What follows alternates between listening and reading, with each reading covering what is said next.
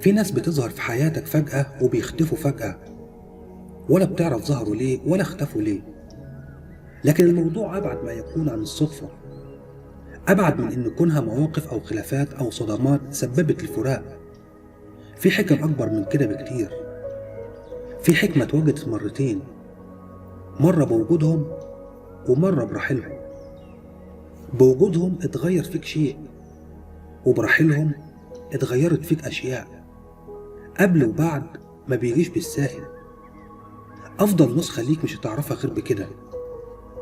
رسائل ربنا بيبعتها لك من خلال مواقف وأشخاص وفقد وعطاء.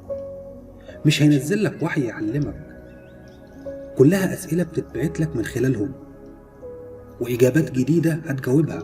وكل إجابة هي جزء منك جديد ما كنتش شايفه، حتى لو هتتوجع على فراقهم.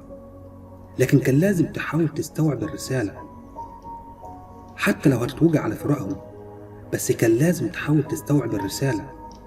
اخرج بره دايرة الوجع واللوم، واملأ قلبك وعقلك إن في حكيم خبير رحيم قاهر فوق كل شيء. حسيب، يعني كل التفاصيل محسوبة. قال تعالى: يعلم السر وأخفى. ليك وليهم رب عظيم بالمواصفات دي، بيدبر لك وبيدبر لهم.